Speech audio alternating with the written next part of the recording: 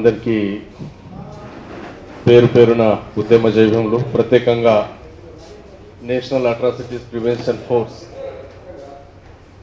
ఈ ఇష్యూ మీద ఇనిషియేషన్ తీసుకొని రౌండ్ టేబుల్ సమావేశం జరిపి ఇక్కడ ఒక చర్చ పెట్టి ఈ అంశాన్ని ఏ విధంగా పరిష్కరిద్దాం, ప్రస్తుతం ఉన్నటువంటి పరిస్థితులు ఏమిటి, దీన్ని అధిగమించడానికి మనమందరం చేయగలిగితే ఏ విధంగా మన శత్రువును ఎదుర్కొనే అవకాశం ఉందో అని ఒక పరిష్కార మార్గంలో ఒక దిశ వైపు ఆలోచన చేస్తూ ఈ రౌండ్ టేబుల్ కాన్ఫరెన్స్ పెట్టడానికి ముందుకు వచ్చిన బత్తుల రాంప్రసాద్ అన్న గారు, ప్రత్యేకంగా మా అన్న గంగన్న గారికి ప్రత్యేక జైలు. అది ఇక్కడ నేను ఎక్కువ ఏం మాట్లాడను. వాస్తవానికి ఇష్యూ జరిగినప్పుడు నాకు అలవాటు ఏంటంటే నేను గతంలో ఎమోషనల్ ఉద్యమాలు బాగానే చేసిన. ఆ తర్వాత ఒక సందర్భంలో శత్రు చేతులు చిక్కిన తర్వాత నా ఓటమి కారణాలు వెతుకుతున్న క్రమంలో నేను ఆ రోజు నుండి ఈ రోజు వరకు రాస్తూనే ఉన్నా. సుమారు 150 పేజీలు కంప్లీట్ అయింది. ఇంకా కంప్లీట్ కాలే నా ఓటమి కారణాలు దొరుకుతూనే ఉన్నాయి. కారణాలు ఈ 70 సంవత్సరాల మన ఓటమికి కారణం ఏంటి అనేది మనల్ని మనం ప్రశ్నించుకోనంత వరకు మన మీద ఈ అట్రాసిటీస్ ఆగేటివి కావు. ఈ ఇష్యూ ఎప్పుడైతే తెర మీదికి వచ్చిందో దీన్ని చాలా సీరియస్గా స్టడీ చేస్తున్న క్రమంలో నాకున్నటువంటి నేషనల్ కమ్యూనికేషన్స్ ఏవైతే ఉన్నాయో, దేశవ్యాప్తంగా కమ్యూనికేషన్స్ ఏదైతే ఉన్నాయో ఆ కమ్యూనికేషన్స్కు రీచ్ అయిన తర్వాత ఇది ప్రీ ప్లాన్డ్గా ఒక ఇష్యూను పొలిటిసైజ్ చేసి బీజేపీ ఒక ఓటు బ్యాంకును క్రియేట్ చేసేటటువంటి ఒక ప్రోగ్రామ్ అనేది చాలా స్పష్టంగా అర్థమైన వెంటనే నేను ఫస్ట్ ఒక పని చేసిన. ఎస్ఎస్డి వాళ్లకు అదేవిధంగా నాస్తిక సంఘం వాళ్లకు ఒక జూమ్ మీటింగ్ పెట్టి నాస్తిక సంఘం వాళ్లకు డైరెక్ట్ ఫోన్ చేసి మీరెవరు ఈ విషయం మీద స్పందించవద్దు, ఎవరు ఫేస్బుక్లో ఖండించకూడదు, ఈ విషయంలో ఎవరు మాట్లాడకూడదు. ఎందుకంటే వాళ్ళు ఒక ఎమోషనల్ థింగ్ని తీసుకొచ్చిండ్రు. అయ్యప్ప స్వాములు ఇప్పుడు ఆ స్వాములను రెచ్చగొట్టిండ్రు కాబట్టి వాళ్ళ ఆవేశంలో ఉన్నారు. వాళ్ళ స్వాముల దీక్ష అయ్యే వరకు మీరు మౌనంగా వహించండి, దీనికి ఎటువంటి పరిష్కార మార్గం ఇద్దామో చాలా ప్రీ ప్లాన్డ్గా చేద్దామని ఒక ప్లాన్ వేసుకుండ్రు. ఆ ప్లాన్లో నేను, నాతో ఉన్న బత్తుల రాంప్రసాద్ అన్న కావచ్చు, సుందరన్న కావచ్చు, వీళ్ళందరూ కలిసి ఏమనుకున్నామంటే ఇప్పటి వరకు మనం చేస్తున్న అన్ని డిఫెన్స్ ఉద్యమాలు, మన మీద ఒక అట్రాసిటీ జరుగుతుంది, మనం ఏడ్చుకునే సభలు పెడుతున్నాం. వాడు ఒక ప్రోగ్రాం ఇస్తున్నాడు, ఆ ప్రోగ్రాంలో భాగస్వాములై మనం ప్రోగ్రాంలు చేస్తున్నాం తప్ప మనకు ఒక ప్రత్యేక లక్ష్యం పెట్టుకొని మనం ఒక ప్రోగ్రాం చేయట్లేదు. ఫస్ట్ వాడు ఏదైతే అనుకొని ఈ ఈవెంట్ స్టార్ట్ చేసిండో దాన్ని తిప్పికొడితే ఆటోమేటిక్ ఇష్యూ చల్లారుతుందని ఒక ప్లాన్ చేసి దాన్ని తిప్పికొట్టినాం. అయితే ఈ విషయాన్ని స్టడీ చేస్తున్న క్రమంలో అసలు చెప్పుకోవడానికి బాధాకరం కానీ తప్పని పరిస్థితి నేను చెప్తాను. ఈ ఇష్యూకు జీవం పోయడానికి అంటే ఆర్ఎస్ఎస్ ఉన్మాదులకు జీవం పోయడానికి అవకాశం ఇచ్చింది తెలంగాణ రాష్ట్రంలో ఒక IPS officer RS Praveen Kumar. Sorry to say, నేను అతని మీద వ్యతిరేకతతో అనట్లేదు. కరీంనగర్ జిల్లాలో 22 ప్రతిజ్ఞలు తీసుకోవడం జరిగింది. ఆ 22 ప్రతిజ్ఞలు తీసుకున్న తర్వాత ఆ పోలీస్ అధికారి ఇమీడియట్ గా యూటర్న్ తీసుకున్నాడు. ఆర్ఎస్ఎస్ శక్తులు ట్రోల్ చేస్తున్నారని ఆ యూటర్న్ చేయడం ఎంత ప్రమాదకరమో మొన్నటి దాడితో మనకు స్పష్టంగా అర్థం చేసుకోవచ్చు. ఎందుకు చెప్తున్నానంటే అక్కడ తీసుకున్న 22 ప్రతిజ్ఞలు ఒకవేళ నేను తీసుకోలేదు, అది బాబాసాహెబ్ ఇచ్చినవి అని రెఫరెన్స్ ఇవ్వగలిగితే అది బాబాసాహెబ్ మీద నెట్టేసిన అతను సేఫ్ సైడ్ ఉండేవాడు. లేదా డిఫెన్స్ లో చేసేది ఏముంది, 22 ప్రతిజ్ఞలు చాలా స్పష్టంగా బాబాసాహెబ్ అత్యంత జాగ్రత్తగా ఇచ్చిన ప్రతిజ్ఞలో నేను బ్రహ్మ విష్ణు మహేశ్వరుని దేవునిగా అంగీకరించను అని ఉంది. దాని అర్థం ఏంటి?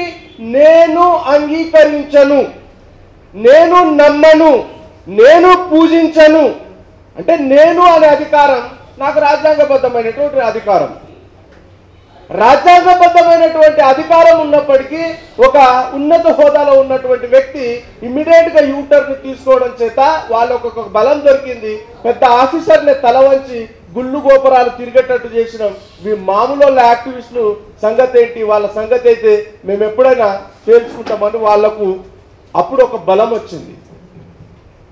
ఆ బలంతో వాళ్ళు తిరుగుబాటు స్టార్ట్ చేసిండ్రు. ఇక్కడ విషయం ఏమిటంటే ఒక ఇష్యూ మీద మనం ఎప్పుడైతే యూటర్న్ తీసుకుంటా వస్తున్నామో, మనం డిఫెన్స్ ఉద్యమాలు కావచ్చు, ఓటు బ్యాంక్ రాజకీయాలు కావచ్చు, ఇక్కడ స్పష్టత ఏమిటి, దాడులు ఎందుకు జరుగుతున్నాయి? ఇప్పుడు ఈ కొత్త దాడిన పేరు మారింది, గతంలో జరగలేదు దాడులు. ఎస్సీ ఎస్టీల మీద దాడి చేయడానికి ఒక పేరు మార్పు జరుగుతుంది తప్ప దాడి మాత్రం ఎస్సీ ఎస్టీల మీదనే జరుగుతుంది. ఎస్టీలు అనకూడదు, ఇంకా ఎస్సీల మీదనే ప్రత్యేకంగా. గతంలో అనేక సందర్భాలు ఉన్నాయి. ఎస్టీల మీద దాడి చేయాలంటే గ్రామం అంతా కూడా ఒకటే ఒక కండిషన్తో ఏకమయ్యేది. ఆ కండిషన్ ఏంటి? సవర్ణులు అవర్ణులు.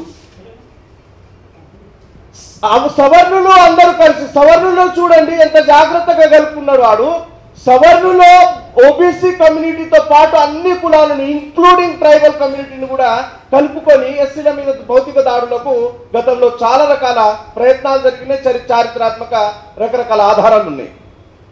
దాని తర్వాత ఎక్కడైతే బలంగా పనిచేస్తున్నటువంటి బలమైన ఉద్యమకారులు ఉన్నారో వాళ్లకు దేశవ్యాప్తంగా జరిగినటువంటి దాడుల్లో మంత్రాలు చేస్తున్నాడనే నేపంతో వాళ్ళ మీద దాడులు జరిగినాయి. ఇదొక రీజన్లో జరిగింది. ఇప్పుడు వాళ్ళు ఎన్నుకున్న పంథ ఏమిటంటే, ఈ దాడి అనే పంథ ప్రాచీనమైన అయినప్పటికీ ఆ దాడికి కాస్త పొలిటికల్ రూపం ఇచ్చిండ్రు, పొలిటిసైజ్ చేసిండ్రు, ఒక ఓటు బ్యాంక్ క్రియేట్ చేయాలనుకున్నారు. ఇప్పుడు ఈ విషయాన్ని తిప్పికొట్టడానికి మనమేమనుకున్నాం, గత ఎలక్షన్లో నీకు వచ్చిన 7% ఓటు బ్యాంక్, ఈ ఎలక్షన్లో నీకు ఆ 7% రాకుండా మేము దళిత సంఘాలన్నీ కలిసి జాగ్రత్తలు తీసుకుంటామని మనం గట్టిగా వాళ్లకు నిరూపించగలిగితే ఇటువంటి దాడుల్ని వీడు పొలిటిసైజ్ చేయడానికి అవకాశాలు లేవు. రెండవ విషయం, అట్రాసిటీ కేసు విషయంలో రీసెంట్లీ గంగన్న అన్న నేను నిన్ననే చాలాసేపు డిస్కస్ చేస్తూ వచ్చినాం.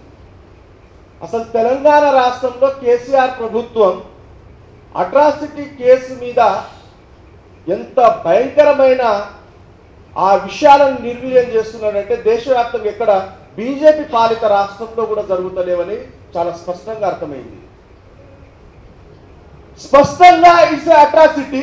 ఇప్పుడు దిగంబర్ గారి కేసే తీసుకోండి, ఎంత ప్రణాళికబద్ధమైన ప్రీ ప్లానుడు, ముందుగా వాట్సాప్లో ఒక మెసేజ్ను సర్క్యులేట్ చేసుకొని అతన్ని దాడి చేయాలనుకున్నారు.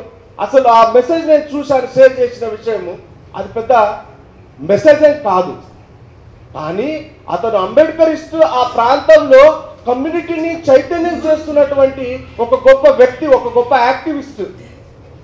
అతన్ని మనం భయభ్రాంతులకు లోన్ చేసినట్లయితే ఈ ప్రాంతంలో ఉన్నటువంటి వాళ్ళు అందరూ భయానికి లోనవుతారు. దీనికి ఒక కారణం ఎన్నుకున్నారు. అంటే ఈ దాడిలో మరో ఇంకో కోణం మనకు చాలా స్పష్టంగా కనబడుతుంది. పోలీసు అథారిటీ వాళ్ళు, రాంప్రసాద్ అన్న రీచ్ అయినా నేను రీచ్ అయినా, మనకు చెప్పిన విషయాలు ఏమిటంటే, గంజాయి కేసులో నిందితులు స్వాముల రూపంలో వచ్చి అక్కడ ధర్నా చేసిండ్రు, అట్రాసిటీ చేసిండ్రు, దాడులకు పాల్గొన్నారని పోలీసు వాళ్ళు ఇచ్చినటువంటి ఇన్ఫర్మేషన్. ఇక్కడ ఒక విషయం గుర్తుపెట్టుకోండి, ఆర్ఎస్ఎస్ దగ్గర ఉన్న ప్రణాళిక ఏమిటంటే, ఎప్పుడైతే బీజేపీ ప్రభుత్వంలో వచ్చిందో స్పెషల్లీ ఎంప్లాయ్మెంట్ ధ్వంసం చేసిన తర్వాత ఈ దేశంలో ఉన్నటువంటి నిరుద్యోగ యువకులకు మత్తు పానీయాలకు బానిస చేయడానికి, ఆ మత్తును మన దేశంలో అంతగా సృష్టించలేము కాబట్టి కేవలం మత్తు పానీయాలను అక్కడి నుండి తీసుకురావడానికి తాలిబాన్ ప్రభుత్వం ఏర్పాటు కొరకు ఆర్ఎస్ఎస్ సహకరించింది. దీని పర్ఫెక్ట్ ఎగ్జాంపుల్, ఆ ప్రాంతం నుండి గంజాయి సప్లై అయ్యేటప్పుడు 2 సార్లు అదాని పోర్ట్లో లక్షల టన్నుల గంజాయి దొరికింది. ఇప్పుడు బైసమిత్రులు ఇక్కడ చాలా మంది వచ్చిండ్రు. మీరు ఇంకో విషయం తెలుసుకోండి ఏంటంటే, ఆర్ఎస్ఎస్ ద్వారా ట్రైన్డ్ అవుతున్నటువంటి యువకులకు వీళ్ళు ప్రత్యేకంగా ఏం చేస్తున్నారంటే గంజాయికి అలవాటు చేస్తున్నారు. యువకుడికి ఉద్యోగం లేదు, పనిపాట లేదు. మతం పేరిట వాడిలో విద్వేషాలు రెచ్చగొడుతూ ఒక గంజాయి డ్రగ్ అలవాటు చేస్తున్నారు. నాది ఏజెన్సీ ఏరియా. గంజాయి డ్రగ్ యొక్క ప్రభావం ఎలా ఉంటుందో చిన్నప్పటి నుండి దాన్ని తీసుకొని చూసిన పరిస్థితులు నాకు తెలుసు. అది ఒక టార్గెట్ సెంటార్ డ్రగ్. అది మెదడులోని డోపమైన్ హార్మోన్ను ఏ విధంగా కాన్సన్ట్రేట్ చేస్తుందంటే, ఒకవేళ ఆ గంజాయి తీసుకుంటున్నటువంటి వ్యక్తి నవ్వుకుంటా గంజాయి తీసుకున్నట్లయితే అతని ముందర అతని తల్లి చనిపోయిన నవ్వుకుంటూ ఉంటాడు ఆయన. అటువంటి టార్గెట్ సెంటార్ గంజాయి. అయితే ఈ గంజాయి అనేది బీజేపీ ప్రభుత్వం వచ్చిన తర్వాత మీరు ఆంధ్రప్రదేశ్ రాష్ట్రంలో కావచ్చు, తెలంగాణ రాష్ట్రంలో కావచ్చు, దొరికే గంజాయి కేసెస్ చాలా ఎక్కువగా పెరిగిపోయినాయి. దొరికేవి అంతగా పెరిగిపోతుంటే దొరకకుండా వీళ్ళు ఎంత జాగ్రత్తలు వహిస్తున్నారో దీన్ని ఒక విషయంలో మనం అర్థం చేసుకోవాలి. ఇక్కడ చివరిగా నేను ఒక కంక్లూషన్ ఇస్తాను. మనం 70 సంవత్సరాల నుండి మన మీద దాడి జరిగింది కాబట్టి ఏడ్చుకునే సభలు మాత్రమే పెట్టినాం. చాలా స్పష్టంగా శంకరన్న చెప్పిండు, దాడులు చేస్తాం, మేము కూడా తిరగబడతాం అని అంటున్నటువంటి మనం మన శక్తి సామర్థ్యాలను అంచనా వేసుకోవాలి. ఎప్పుడైతే ఇష్యూ తెర మీదకి వచ్చిందో, ఆ తెర మీదకి వచ్చిన తర్వాత సుమారుగా నేను లాడ్కాడ్ నారి మీతో ఇంటరాక్ట్ అయ్యారు. ఆయన నేను కూర్చొని మాట్లాడుతున్నాం. రాష్ట్రంలో ఎవరో ఒకరు స్పందిస్తారేమో, ఎందుకంటే రాజేష్ రేంజర్ల అండ్ నరేష్ బైరి అనే 2 క్యారెక్టర్స్ ఇవి. రాష్ట్రంలో కాదు పక్క రాష్ట్రంలో కూడా ఎక్కడ అట్రాసిటీ జరిగినా ఈ 2 ఫేసెస్ కనబడ్డాయి కూడా. అంటే అనేక అట్రాసిటీస్ లో వీళ్ళు పాల్గొంటున్నటువంటి వాళ్ళు వీళ్ళ మీద ఎంతమంది స్పందిస్తారో చూద్దామని ఒక దినమంతా వెయిట్ చేయడం జరిగింది. ఒక్కరి నుండి వాయిస్ లేదు. ఒక 2 ముగ్గురమో మేము ఫేస్బుక్ లో పెట్టుకున్నాం, చూద్దాం మాకేం చేస్తారు అని. మా వైపు కాన్సన్ట్రేషన్ వారు పెంచలేదు. చివరికి కుదిరేది లేదు అని బలవంతంగా లాడ్కాడ్ నారి నాకు కూర్చోబెట్టి, దాదా నువ్వు వాయిస్ ఇవ్వాల్సిందే అని. నిజంగా చెప్తున్నా, ఆ రోజు ఇవ్వాలని లేదు, నెక్స్ట్ డే ఇవ్వాలని ఉంది. లేదు నెక్స్ట్ డే ఇస్తే ప్రమాదం, ఈ రోజు ఇవ్వాలని బలవంతంగా ఆయన నాకు కూర్చోబెట్టి, ఇమిడియట్ గా వెనకాల సుందరన్న ఉన్నాడు, ఆయనకిస్తే నాకు ఇవ్వని ఆయన పట్టుకున్నాడు. అంటే విషయం ఒకటి చాలా స్పష్టంగా అర్థం చేసుకోండి. బాబాసాహెబ్ను గుండెల్లో మోసుకొని బాబాసాహెబ్ చిత్రపటాలతో ఉద్యమం చేస్తున్న మనం బాబాసాహెబ్ నుండి ఏం నేర్చుకోలేదు కాబట్టి మనం ప్రతిసారి ఓడిపోతూనే ఉన్నాం. ఒక్కసారి ఆలోచించండి, బాబాసాహెబ్ పోరాటం చేసే సమయానికి బాబాసాహెబ్కు ఇంకా 25 సంవత్సరాలు నిండలేదు, 25 సంవత్సరాలు కూడా నిండలేదు.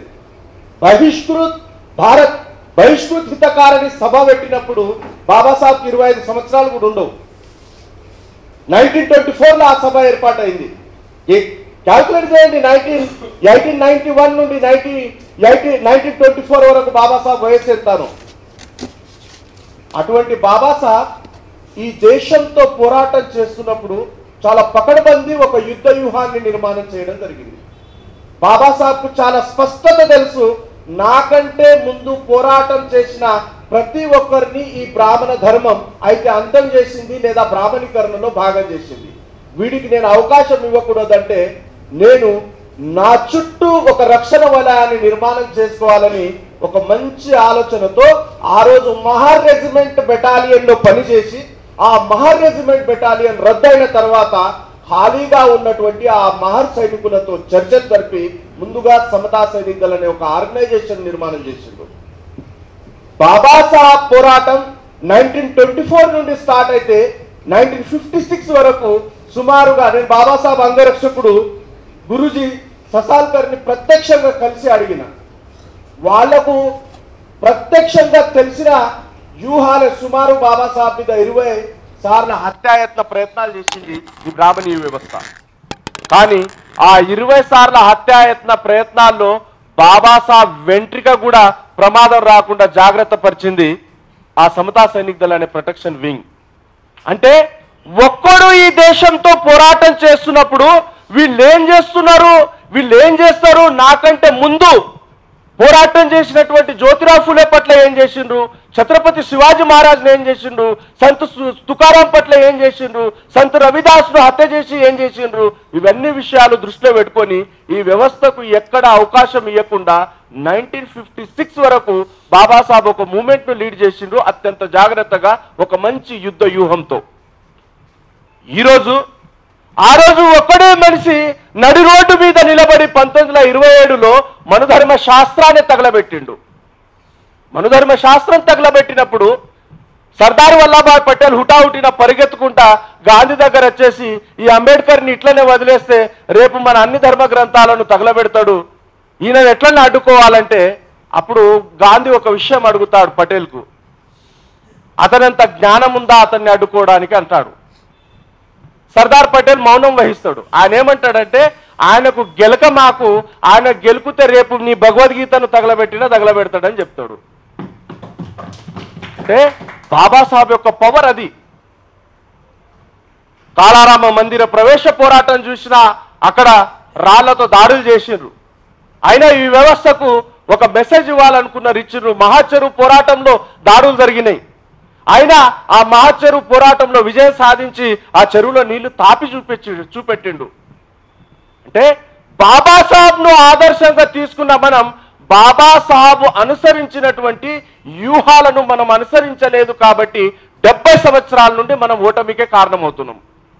మనం ఏ సంఘాలుగా ఇక్కడ వచ్చినా మనం గుండె మీద ఒక ప్రశ్న వేసుకొని ఇక్కడ నుండి వెళ్ళిపోదాం.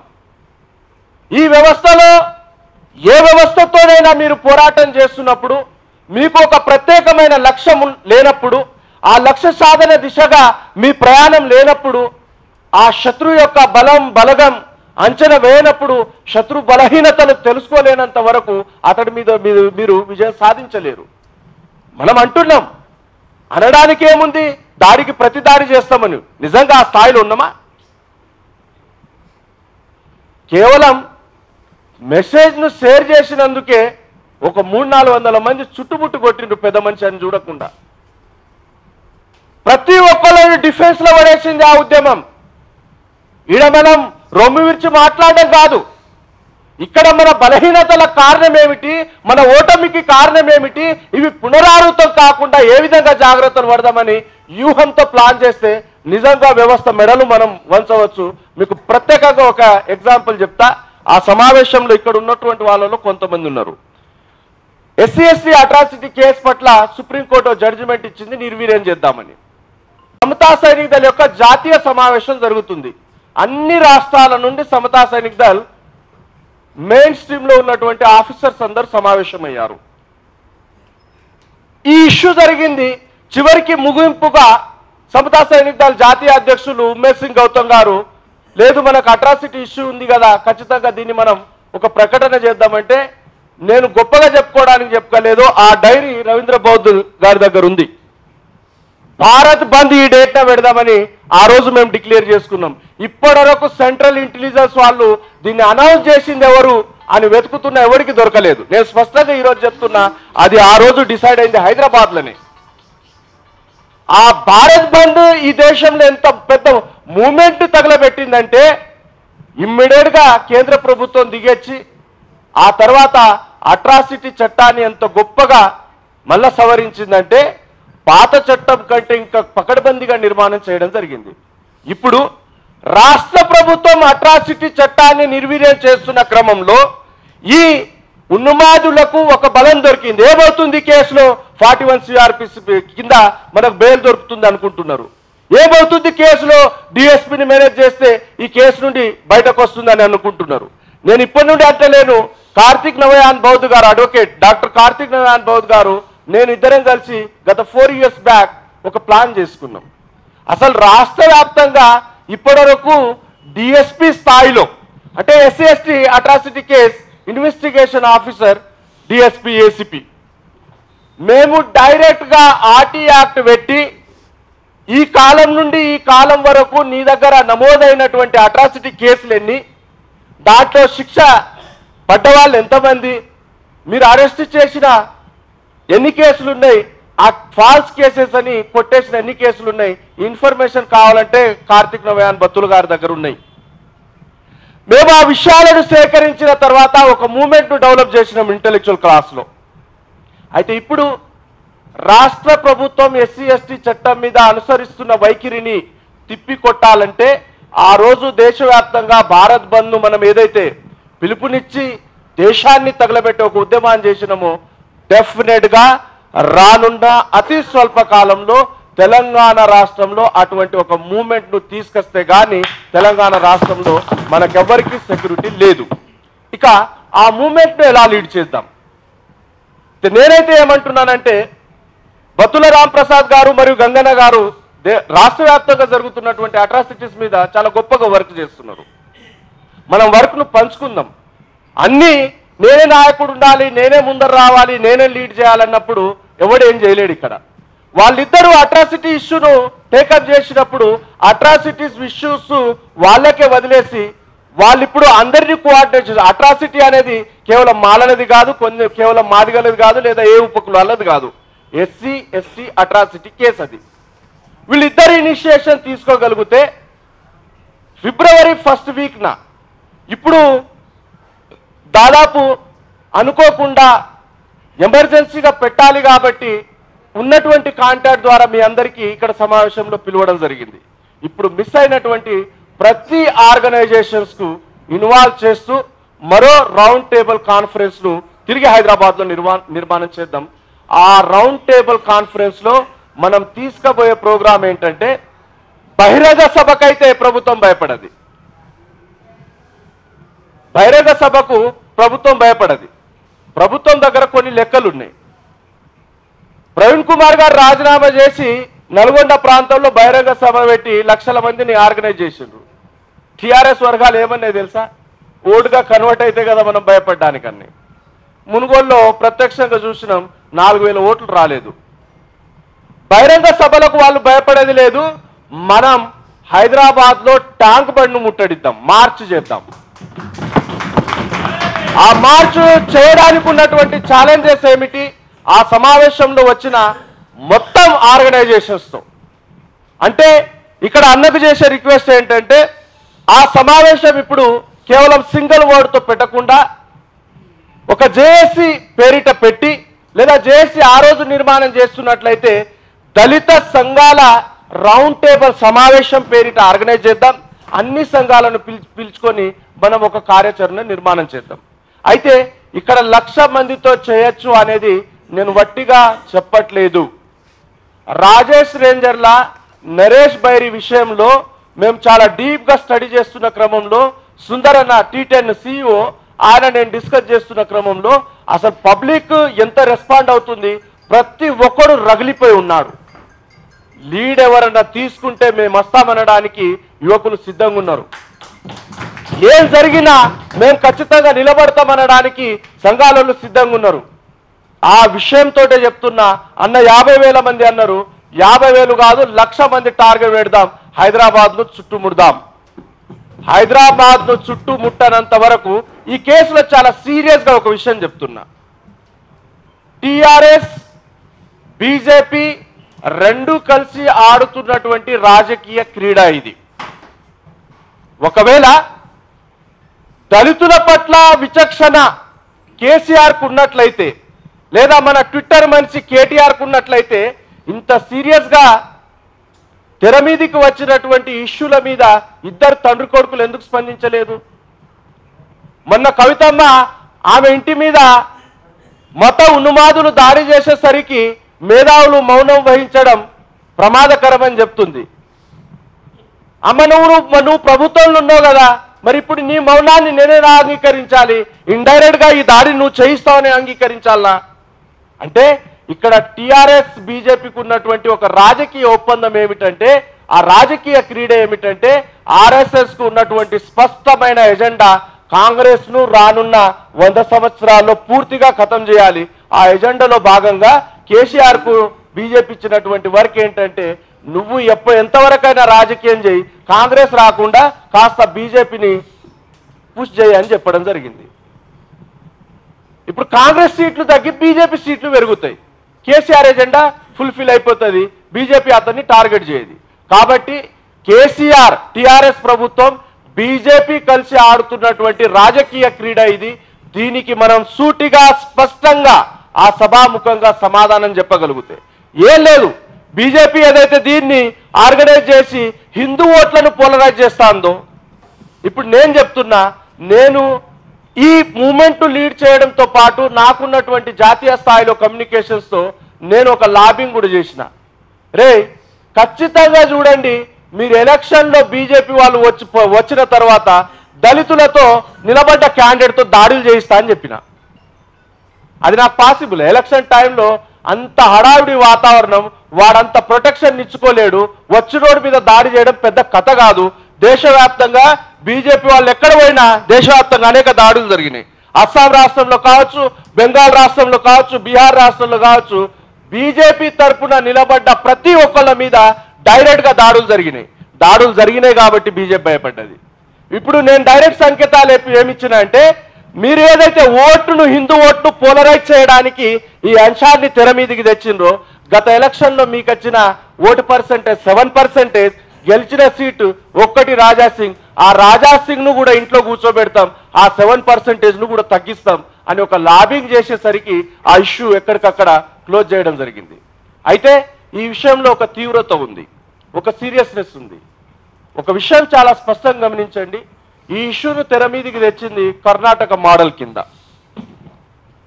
కర్ణాటక మోడల్ కింద తెర మీదికి తెచ్చిన తర్వాత వాస్తవానికి భౌతిక దాడులతో లేదా ఇష్యూను తెర మీదికి తెచ్చి వదలడంతో ఇష్యూ వాళ్ళు క్లోజ్ చేయాలనుకోలేదు. గౌరీ లంకేష్, కులుబుర్జీ మీద జరిగినటువంటి దమనకాండ ఏదైతే ఉందో, వీళ్ళిద్దరి మీద అదే జరగాలి, వీళ్ళిద్దరిని చంపేయాలని ఒక టార్గెట్తో చేయడం జరిగింది. ఇది ఆ సీరియస్నెస్ అయితే తిప్పికొట్టి ఒక డిఫెన్స్ లో పడేసినాం.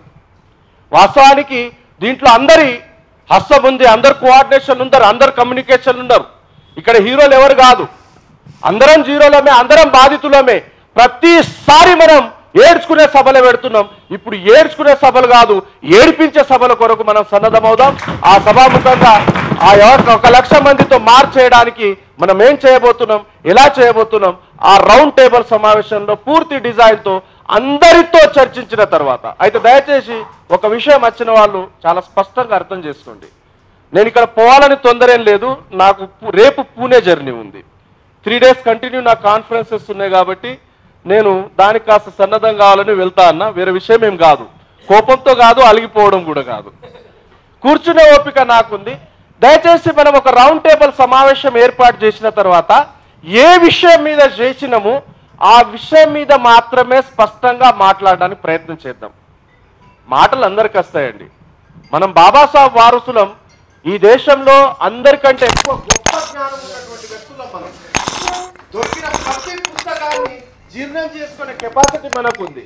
ఇక మనకు జ్ఞానం ఉంది కదా అని గంటలు అసలు ఈ సభలో ఏం జరగాలి, దాడి ఎలా జరిగింది, దీన్ని ఎలా తిప్పి కొడదాం, రాష్ట్ర ప్రభుత్వానికి కేంద్ర ప్రభుత్వానికి మనం ఏం మెసేజ్ ఇద్దాం, ఒకవేళ మన ఇంటి మీద వాళ్ళు దాడులకు వచ్చినట్లయితే తిరిగి దాడులు చేద్దామా, చేస్తే దాని పరిణామాలు ఏంటి, మనం ఎదుర్కొనే పరిస్థితులు ఉన్నామా, ఇవి జరగాల్సిన చర్చ. ఈ చర్చను ఒకడు ఒక విధంగా డివైడ్ చేస్తాడు, ఇంకోటి ఇంకో విధంగా డివైడ్ చేస్తాడు. మనం మాట్లాడేటప్పుడు మన శక్తి సామర్థ్యాలను పరిగణలోకి తీసుకొని మాట్లాడడం ఉచితం. శక్తి సామర్థ్యాలను పరిగణలోకి తీసుకోకుండా మనం మాట్లాడితే ఎంత అనర్థం జరుగుతుందో మీకు చాలా స్పష్టంగా చెప్తా. నేను నాస్తిక్ రాకేష్కు అదే రోజు ఫోన్ చేసి చెప్పిన, రాకేష్, నాస్తిక సంఘం వాళ్ళు నరేష్ బైరి పట్ల ఎవరు స్పందించమాకండి. నా మీద నమ్మకం ఉంటే నాకు తెలిసిన లాబింగ్తో కావచ్చు, నాకు తెలిసిన జ్ఞానంతో కావచ్చు, నేను ఏదైనా చేస్తా. నరేష్ విషయాన్ని చాలా ఇమీడియట్గానే క్లోజ్ చేస్తా. నరేష్ విషయంలో బెయిల్ వచ్చే విధంగా నేను జాగ్రత్తలు పడతా, మీరు వాయిస్ ఇవ్వకండి అని చెప్పా. ఎందుకు చెప్పినా అంటే మన శక్తి సామర్థ్యాలు చాలా చిన్నవి. రాకేష్ ఒక విషయంలో స్పందిస్తే అతని ఇంటి మీద దాడి జరుగుతుంది. అతని ఇంటి మీద ఎవరు వెళ్ళాలా? ఇంకోళ్ళు స్పందిస్తే వాడు ఒక షెడ్యూల్ వేసిన తర్వాత ఆ షెడ్యూల్లో భాగస్వాములుగా, నేను పిరికితనంతో అనట్లేదు, వాడి షెడ్యూల్లో మనం భాగస్వాములు కావద్దు. వాడి షెడ్యూల్ని తిప్పికొట్టి వాడికి తర్వాత ఇంకో షెడ్యూల్ను మనం ఇవ్వాలి. అదైతేనే వాడు డిఫెన్స్లో పడతాడు. లేని పక్షంలో ఏమవుతుందంటే వాడు దాడి చేసేది ఏంటంటే మనల్ని, ఇప్పుడు ఎలక్షన్ దగ్గర వస్తుంది, ఎలక్షన్ మీద ఓటు బ్యాంకు రాజకీయాల మీద ఈ దేశంలో ఉన్నటువంటి లేదా ఈ రాష్ట్రంలో ఉన్నటువంటి దళిత సంఘాలు కాన్సన్ట్రేట్ చేయకూడదంటే వాళ్లకు ఎస్సీ ఎస్టీ అట్రాసిటీ కేసుల మీద ఎంగేజ్ చేయాలి. ఇప్పుడు మనం ఎలక్షన్ల గురించి మాట్లాడం. ఇప్పుడు నేను ఒక పెద్ద మనిషి మాట చెప్పడానికి ఆయన మీద వ్యతిరేకత కాదు, ఒక ఉన్నత అధికారంలో ఉన్నటువంటి వ్యక్తి యూటర్న్ తీసుకోవడం చేత ఇది వచ్చిన చర్చ. నాకు వచ్చిన సమాచారం ఒక ఐపీఎస్ ఆఫీసర్నే తిప్పికొట్టినవరా వీళ్ళ సంగతి ఏంటి అని వాళ్ళలో చర్చ జరిగింది. I have evidences, screen shots ఉన్నాయి నా దగ్గర, స్క్రీన్ షాట్ ఉన్నాయి రీసెంట్లీ వాళ్ళ గ్రూప్ లో జరిగిన చర్చలు ఇవి. కాబట్టి ఆ అంశం చెప్పాల్సి వచ్చింది. మన మీద దాడి జరగడానికి కారణం కులం. కులం ఇచ్చింది హిందూ మతం, ఆ హిందూ మతాన్ని పెంచి పోషిస్తుంది హిందూ ధర్మ గ్రంథాలు. బరాబర్ వాటిని ప్రశ్నిస్తాం, దాంట్లో ఎటువంటి సందేహం లేదు. నీ ధర్మంలో నా పేచి నా పంచాయతీ లేకపోతే నీ రాముడు నాకు అవసరం లేదు, నీ ధర్మమే నాకు అవసరం లేదు. నీ ధర్మంలోనే నాకు పేచి ఉంది. నీ ధర్మం మూలంగా నేను కుల వివక్షతకు లోనవుతున్నా. నీ ధర్మం మూలంగా రోజు నా మీద అట్రాసిటీ జరుగుతున్నాయి. నీ ధర్మం మూలంగానే నా అమ్మాయిల మీద అత్యాచారం జరుగుతుంది. నీ ధర్మం మూలంగానే నేను ఈ దేశంలో స్వేచ్ఛ, సమానత్వం, సోదర భావానికి నోచుకోకుండా ఈరోజు కూడా ప్రజాస్వామ్యంలో కూడా ఒక అంటరాని వారిగా జీవిస్తున్నా. బరాబర్ నా సమస్యకు కారణమైన దాని మీద ప్రశ్నిస్తా. ప్రశ్న ఆగేది లేదు. కానీ ఆ ప్రశ్న బాబాసాహెబ్ను పెరియార్ రామస్వామి నాయకర్ గారిని దృష్టిలో పెట్టుకొని ప్రశ్న ఎప్పుడైనా తిప్పికొట్టేటప్పుడు వివరణాత్మకంగా ఉండగలగాలి. ఇప్పుడు నరేష్ బైరి ఇష్యూ జరిగేటప్పుడే కావాలని మా సుందరన్న ఏం చేసిండు, దాదా నిన్ను కూడా ఇరికిస్తా అని నేను ఒక ఇంటర్వ్యూ ఇచ్చిన, అసలు రాముడు కృష్ణుడే లేడని ఇంటర్వ్యూ ఇచ్చిన. అది ఆ టైంలో రిలీజ్ చేసేసరికి చాలా మంది చూసిండ్రు. ఎందుకు పోలరైజ్ చేయలే? నేను దానికి ముందు చరిత్ర చెప్పిన, వెనుక చరిత్ర చెప్పిన. మీరు ఒక ప్రశ్నను లేవనెత్తేటప్పుడు ఖచ్చితంగా వివరణాత్మకంగా బాబాసాహెబ్ ఈ వ్యవస్థను ప్రశ్నించిండ్రు, చాలా జాగ్రత్తగా వివరణాత్మకంగా ప్రశ్నించిండ్రు. రిడీల్స్ ఇన్ హిందూయిజం అనే గ్రంథంలో హిందూ ధర్మ గ్రంథాలన్నింటినీ పొందబెట్టిండు. అదొక్కటే కాదు, 1935లో బాబాసాహెబ్ రిలీజ్ చేసినటువంటి అనహిలేషన్ ఆఫ్ క్యాస్ట్, కుల నిర్మూలన అనే గ్రంథంలో చాలా స్పష్టంగా నాకు అణిచివేసినటువంటి నా మానవాధికారాలను అంగీకరించినటువంటి ఈ హిందూ ధర్మ గ్రంథాలను డైనమైట్లు పెట్టి పేల్చండి అని చెప్పిండు. చదివారా కుల నిర్మూలన గ్రంథం? డైనమైట్ అనే పదం ఉంది తెలుసా మీకు? అంటే బాబాసాహెబ్ డైనమైట్ పెట్టి వేల్చమంటున్నా వివరణాత్మకంగా చెప్పగలుగుతున్నాడు. ఎదుటోడికి చూడండి, సర్దార్ పటేల్ గాంధీ దగ్గర వెళ్ళేసి అయ్యా ఈయన మనుధర్మ శాస్త్రం తగలబెట్టిండు, ఈయనను అడ్డుకోవాలంటే అడ్డుకునే జ్ఞానం నీకుందా అంటే ఆయన మౌనంగా ఉన్నాడు. ఆయన జోలికి వెళ్ళినాం అనుకో రేపు భగవద్గీత తగలబెడతాడని గాంధీ భయపడి చెప్పిండు. అది జ్ఞానం యొక్క పవర్. ఆ జ్ఞానం మనందరికీ ఉంది. మనం విచక్షణ కోల్పోకుండా, ఎమోషనల్ కాకుండా అత్యంత జాగ్రత్తగా శత్రు యొక్క బలం, బలగం, బలహీనత, శత్రు యొక్క యుద్ధ వ్యూహం వీటన్నిటినీ అంచనా వేసుకొని, మన శక్తి సామర్థ్యాలను అంచనా వేసుకొని రానున్న కాలంలో ఇటువంటివి మన మీద జరగకుండా మనమందరం కలిసి చేయి కలిపి ఎలా అడ్డుకుందాం అనే విషయం మీద రానున్న రౌండ్ టేబుల్ కాన్ఫరెన్స్ లో అందరూ సహకరించి, ఇక్కడ వచ్చిన వాళ్ళు అన్న ఇద్దరే బాధ్యత తీసుకోవాలని కాదు, ఇక్కడ వచ్చిన ప్రతి ఒక్కడి మీద బాధ్యత ఉంది. డిస్ట్రిక్ట్ హెడ్ క్వార్టర్స్ నుండి, మండల హెడ్ క్వార్టర్స్ నుండి ఆ రౌండ్ టేబుల్ సమావేశానికి ప్రతి ఒక్కరు రావాలి. ఆ రౌండ్ టేబుల్ ఇలా రౌండ్ ఉండదు, ఇంకా పెద్ద ఫంక్షన్ హాల్లోనే పెద్ద సంఖ్యలోనే పెట్టడానికి ప్రయత్నం చేద్దాం. ప్రయత్నం చేస్తున్నప్పుడు ఆ సంఘాల యొక్క లీడింగ్ ప్రెసిడెంట్ కావచ్చు, జనరల్ సెక్రటరీ కావచ్చు, అక్కడ ఉన్నటువంటి బోర్డు మీద అంశం రాస్తాం. ఆ అంశం మీద కేవలం 1 నిమిషం మీద ఆయన సంఘం నుండి ఆయన మాట్లాడతాడు. దాని తర్వాత ఒక కంక్లూషన్ ప్రోగ్రాం పెట్టి ఫిబ్రవరి లాస్ట్ వీక్ వరకు మార్చ్ 1,00,000 మందితో మార్చ్ హైదరాబాద్ ట్యాంక్ బండ్ మీద పెట్టి ప్రణాళిక చేసుకొని ఇక్కడ నుండి మనం వెళ్దాం. కాబట్టి దయచేసి నేనేమన్నా మాట్లాడేటప్పుడు మీకేమైనా తప్పుగా భావిస్తే పెద్ద మనసుతో నన్ను మన్నించగలరు. అదేవిధంగా ఒక వ్యక్తిని చెప్పినా అంటే నేను వ్యక్తి వ్యతిరేకత గురించి చెప్పలేదు. ఆ విషయంతో ఏమైందంటే శత్రువుకు ఒక అవకాశం దొరికిందనే కారణం చెప్పడానికి మాత్రం చెప్పాను. మన దగ్గర రాజ్యాంగబద్ధమైన అవకాశం ఉన్నప్పటికీ మనం యూటర్న్ తీసుకొని మీడియా ముందు వచ్చి నేను కట్టర్ హిందువుని, గుళ్ళలోకి వెళ్ళి పెద్ద బొట్టు పెట్టి ఈ వ్యవస్థను చూపెట్టే ప్రయత్నం చేసినాం. జరిగిన నష్టం ఏంటి? వాడు ఎట్లాగూ ఓటేయడు. నీకేసేది దళితుడేగా, మాల మాదిగోడేగా. నువ్వు చేసిన చర్యతో వాడు ఓటేయడు. ఉదాహరణ చెప్పమంటావా? మునుగోలులో మాదిగ ఓట్లు ఏందండి? మాలలు తక్కువ ఉన్నారు, 27,000. మాల ఓట్లు 12,332.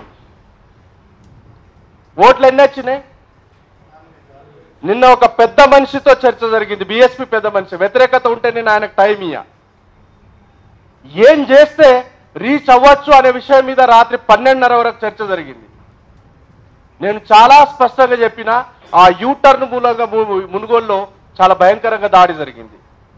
నేనేమంటున్నానంటే, నిన్ను నమ్ముకున్న కమ్యూనిటీ పట్ల నువ్వు న్యాయబద్ధంగా ఉండగలిగితే కనీసం ఆ కమ్యూనిటీ అన్న మోస్తే ఒక 10 సీట్లు వస్తాయి. వాడి ఓట్ల కొరకు గుళ్ళు గోపురాలు తిరిగితే డిపాజిట్లు కూడా రావు. కాబట్టి అటువంటి రాజకీయం చేయకూడదు. రాజకీయ అధికారం కావాలి. కానీ నేనేమంటున్నానంటే, బాబాసాహెబ్ 1924లో మూవ్మెంట్ లీడ్ చేసేటప్పుడు బాబాసాహెబ్ అధికారంలో వస్తే నేను అట్రాసిటీస్ ఆపుతా అని చేయగట్టి కూర్చున్నాడా? ఉందా బాబాసాహెబ్ దగ్గర అధికారం? బాబాసాహెబ్తో ఉన్న జనం తిండి గతి లేని జనం. బాబాసాహెబ్తో మూవ్మెంట్లో వచ్చిన వాళ్ళు గోచి తప్ప ఒంటి మీద గుడ్డ కూడా లేదు. అటువంటి సమాజానికి నాయకత్వం వహించిన బాబాసాహెబ్ ఈ బ్రాహ్మణీయ శక్తులకు 7 చెరువుల నీళ్లు దాపిండు. ఇన్ని ఫెసిలిటీస్ మన దగ్గర అవైలబుల్ ఉన్నాయి, ఇన్ని శక్తి సామర్థ్యాలు మన దగ్గర ఉన్నాయి, ఇంత టెక్నాలజీ మన దగ్గర ఉంది, ఇంత పెద్ద ట్రాన్స్పోర్ట్ మన దగ్గర ఉంది. మనం ఎన్ని చెరువుల నీళ్లు దాపాలి? వీళ్లకు ఒక కరెక్ట్ ప్రణాళికతో, కరెక్ట్ లక్ష్యంతో, ఒక సిస్టంతో వ్యూహాత్మకంగా వెళ్ళకపోవడమే మన ఓటమి కారణం. మన ఓటమిని మన గుండె మీద చేయి పెట్టుకొని అంగీకరించి రానున్న కాలంలో వ్యూహాత్మకంగా శత్రు యొక్క కుట్రల్ని తిప్పికొట్టే ప్రయత్నం చేద్దామని ఆశిస్తూ సెలవు తీసుకుంటాను. Thank you. జై భీమ్.